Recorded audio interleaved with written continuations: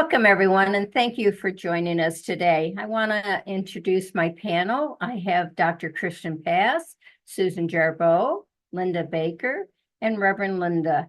And I'm Kathy Cronin, and I will lead our topic of discussion. But before we do that, let's take a moment to get centered and focused and be in the present moment. So if it helps to close your eyes, let's take in a few deep breaths. These are our cleansing breaths. It releases stress and tension. So breathe in deeply, hold that breath, and now exhale with a sigh. And you can feel everything releasing in your body. And take another breath in as we call in the Holy Spirit, the divine wisdom and guidance. And exhale. And as we feel in the present moment that we are here joined together by divine purpose, that we are here to share the wisdom, the enlightenment, and the thoughts that fill our hearts and our souls. Our minds are open to what God has in store for us. We are thankful for the blessings that we can do these recordings, that we can share these with others, and that we are so grateful for the wisdom that you bring into our lives. Amen. So I want to thank the panel for being here, and I'm going to start my topic. So I am reading from an article written by Reverend Linda Martella-Whitsett. She was it's taken from her book, The Dare Divine Audacity, and she was the former vice president of Silent Unity Prayer Ministry. And this was the article written in the Unity booklet for Lent 2026. And it's called The Light of Imagination. Imagination is natural to us. By age 2, children are able to imagine objects that are not materially present. Imaginative play becomes a primary way children learn about life and process complicated emotions. Imagination is values neutral, which means it is as possible for us to imagine the worst as it is for us to imagine the best. We use our power of imagination all the time. With imagination, we can travel around the world instantly. With imagination, we can unite our fractured families. We can bring peace to the Middle East. We can assert wholeness for an ill friend. We can celebrate success before we have begun. We can recreate our past, and we can accomplish the impossible. Our ability to imagine is paramount. It is of such prime importance that 20th century metaphysical author Neville Goddard regarded Jesus Christ as the exemplification of the power of imagination. In Goddard's view, imagination is our redeeming ability. By the power of imagination, we can revise our past experience as well as create an ideal future. We can imagine ourselves into our true nature and assert our greatest spiritual capabilities. Imagination is our power of conception, vision, and embodiment. Conception. Consider the value of understanding that everything you could ever conceive of, ever new and fresh idea, originates in one mind. If you can conceive it, it already exists in one mind. Whether it seems possible or impossible, it must be possible because it is derived from the unified field of intelligence. With our conceiving power, we catch an idea, which is to say, we make it our own, filtering it through our human consciousness. The character of the consciousness determines the quality of its imaginings. It is helpful to know that we are equally as capable of imagining the best as the worst. In fact, imagining the best is an innate evolutionary drive that becomes easier with practice. We can practice conceiving of harmony when undergoing challenges in our relationships. We can conceive of our loved one's wholeness of being during his or her illness. We can redirect an obsessive image of an airplane crash by conceiving of the plane landing safely.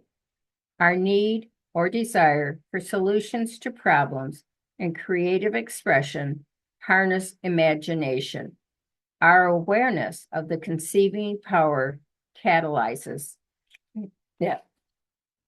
vision. The visioning power of imagination is our capacity to dream of what has not yet manifested, to flesh out an idea and to feel the benefit of it in advance of its fulfillment. Nothing has ever materialized that has not first been imagined. Our visioning capacity is the first and most important aspect of creation. In metaphysical understanding, creation occurs by the union of head and heart. What can be when I hold a potent idea while I feel now, I can expect to feel when it is fulfilled. Thinking and feeling as one creative mind activity is a preposterously simple yet underutilized practice. So, embodiment. Imagination is perhaps the greatest tool for us to assume and claim our divine identity. The future we have been envisioning demands one thing of us, that we be the person who can live in that desired future. The counterpart to manifestation of an idea is embodiment, or being a living expression of the qualities required for the idea to become reality. Embodiment is the pinnacle of creation. Jesus is revered to this day because of his comprehension of the idea of the spiritual human and his audacious embodiment of the spiritual human consciousness. Jesus accepted his divine identity. He understood that he was capable of spiritual power rather than limited to only human expression. Miracles and healing associated with Jesus revealed Jesus' grasp of his spiritual capacities and his willingness to be the personification of them. The Word became flesh. Imagination's powers of conception, vision, and embodiment are chief among our spiritual capacities. When cultivated and activated, these abilities lead to audacious demonstrations. Like Jesus, you may begin to see yourself as a divine human, here to remind others of their divine identity. So I would really like to have my panel share their thoughts on imagination and how they bring about the concept, the points of it of concept, vision, and embodiment, and what their thoughts are about imagination. So who would like to share first? Kathy, I would love to. Yes, Dr. I am Kristine. so excited about this topic. Thank you so much for allowing me to be part of this. I had not heard that at age 2, that children were able to imagine an object not there. This is brand new information. This is the same time frame where science has proven that children are recognizing otherness. They're finding out that they are an individual. And this then begs the question, perhaps imagination is equal to consciousness, our true beginning of I amness. So if that's the case, and we look at what Reverend Linda Martella-Whitsett said about everything that we imagine being in the one mind, we can start looking at this and seeing that in our I amness, we absolutely do have everything. We are whole, as it's taught in Unity.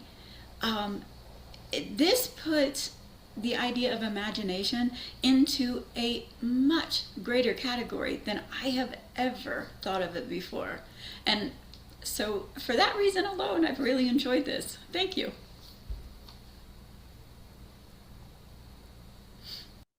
Well, thank you for sharing that. I appreciate that. And who would like to share their thoughts on imagination? Susan. Like Kristine, I do really like this topic. And one of the things that I love in life is seeing the products of other person's imaginations. Whether you go to an art gallery or to the movies, I'm in awe of people who can imagine these whole other worlds and describe them. And to me, that's a wonderful use of imagination to give other people pleasure. And I appreciate all of those who do that. One of the things that struck me, however, about imagination and the process that you describe, some people have imaginations that are used for bad things. And we all know some people who perhaps are not the most moral people in the world. We know through history, through our study of various leaders, that there have been some leaders who definitely have imagination and can imagine a different world if only this group were no longer here. And so I just put that out there because I think it's something we need to be aware of when we are moving around the world and in our daily lives and so on. There's wonderful imaginations out there, but there are also some that are indescribably hateful. But thank you for bringing up this subject, and I will be looking at books and movies with a little bit more appreciation. Thank you. And thank you, Susan. And Linda. Thank you, Kathy. That is an interesting subject. I want to tell you that the first thing that comes to my mind is a realization of something that Jesus said, and it takes it to the core for me. It's the phrase about having the faith of a mustard seed. Man can move a mountain. And I think he meant through imagination, you can move the mountain. And that was a good awakening to me while you were talking about it. And I'm like Susan, there's a lot of bad imaginating going on out there. And it's a challenge for us to keep our intentions good and our thoughts positive, and then allow ourselves to open up, and out of love, we create, we imaginate, and it all comes about whatever it is in the end. It is a form of love for everybody. Thank you. Those are my thoughts, and I enjoyed having them. Well, thank you, Linda. I appreciate it.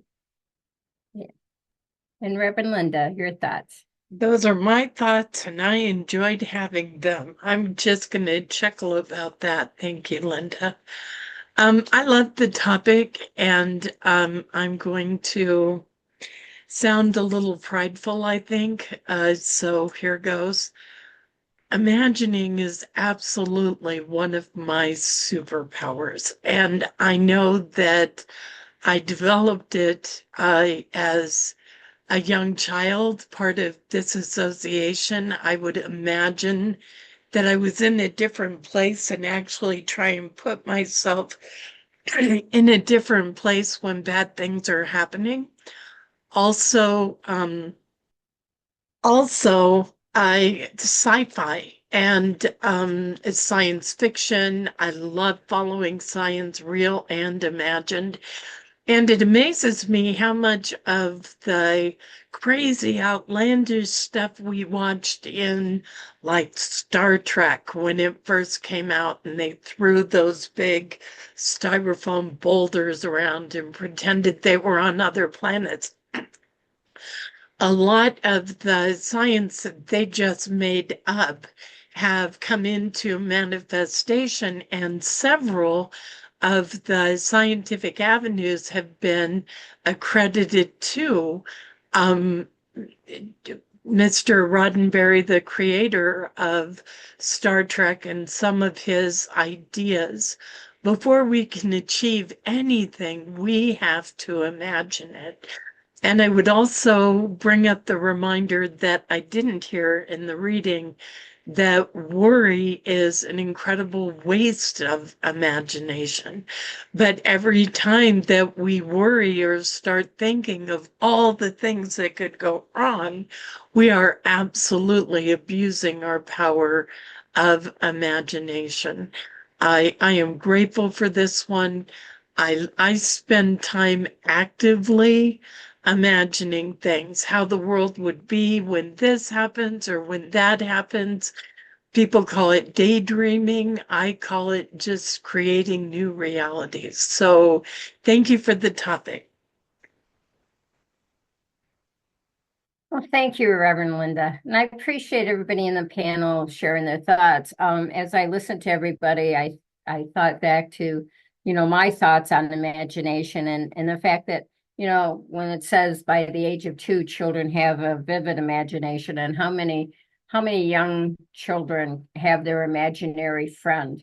I don't know any of us did, but there's just they had this person that they created in their own mind. And I can remember my great nephew spending some time with him, and we'd sit in the car and he would pretend he was driving the car, and he'd say, I'd sit in the back seat. Well, where would you like to go? And we're going to go to the desert, or he just could spend hours behind that wheel imagining where he was taking us. It's like, just tell him where I wanted to go and he was going to take me there. And so it was just fun to be around the young ones and get involved in their imagining games, and just, being open to that. And I just thought, how we can enhance our own imagination being around young people. And then one of the 12 powers that Charles Fillmore talks about is imagination. It's one of the powers that we've been gifted with.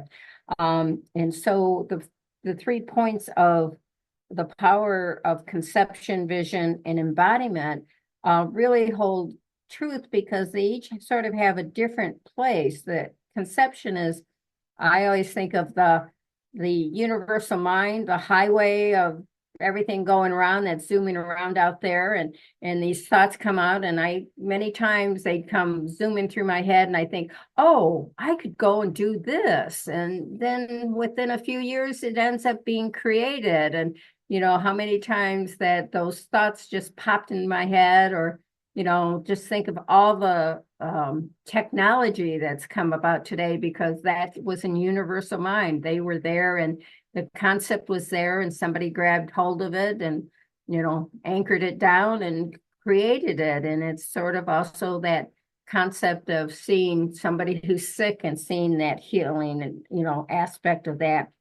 And then vision, I'm a major proponent of vision boards. I create a vision board. If I say, this is how I want to see my year unfold. At the beginning of the year, I start clipping and putting words and things together. And I have, this board sitting up by my desk, and it tells me this is what I vision for me in this year. This is what I have. And so it helps me see where I want to go, what direction I want to take. Am I doing this? And it's that creation of the head and the heart and bringing those things together. And I sort of thought, and the biggest one that I caught into that really made me look at the imagination as embodiment.